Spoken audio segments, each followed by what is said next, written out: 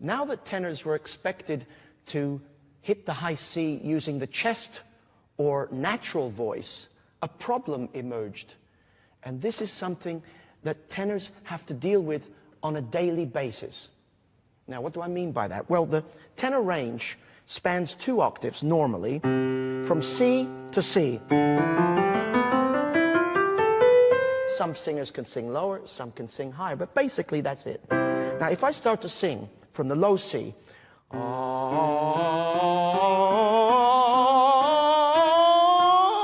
as I get towards the middle, my voice runs out.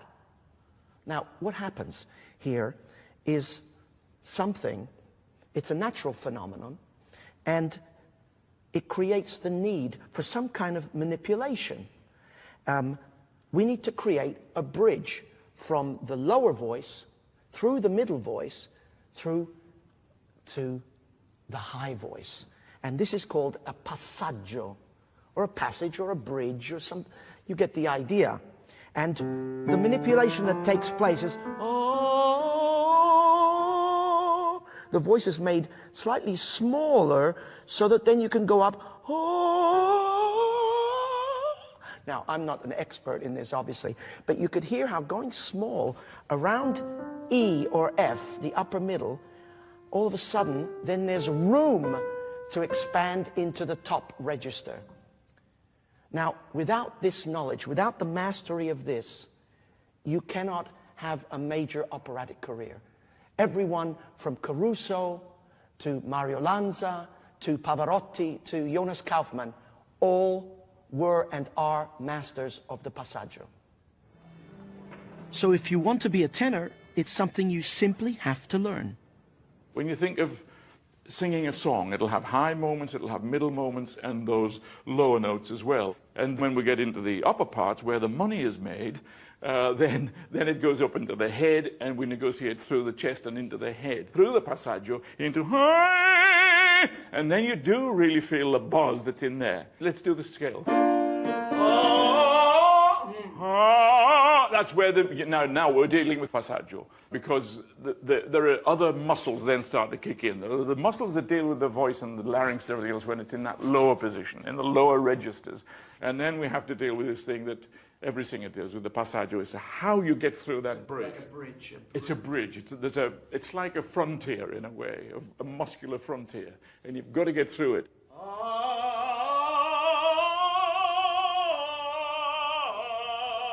It felt okay, actually. Yeah, for me, it's around E flat and E natural. After that, you go into another field, and it changes again.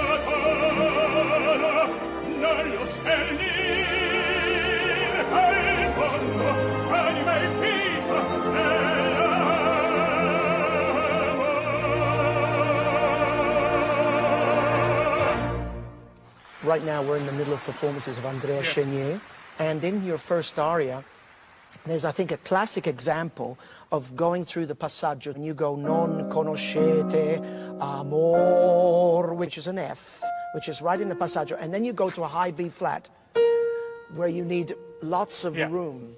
Non conoscete amor.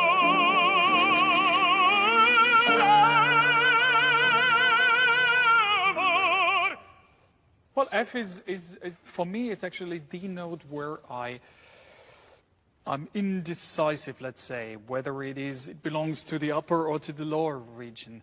And there's one note in second act, sia soldato, and I'm never sure, in every performance I do it differently, because also depending on the form of the day, it just comes differently. And, but I think the more you think about it, the more difficult it becomes. One of the holy grails of singing is how do you diminuendo How do you get softer on the tone that is loud to begin with? Yeah. Now you have an amazing ability to do that. Can you show us Well, I one? can try. And you can try. Oh. No. Vicino al sol, un trono vicino al sol, un trono vicino al sol.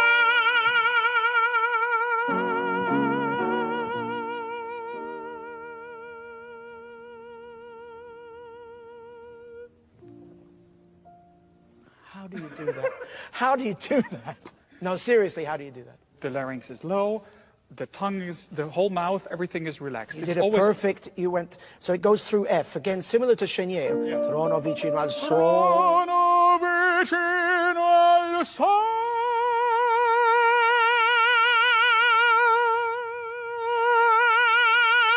Back and forth. It's the same thing. The technical aspect of it is absolutely mind-boggling, because usually it's only one or two people in the world and, you know, at a time could do that, but you can do it.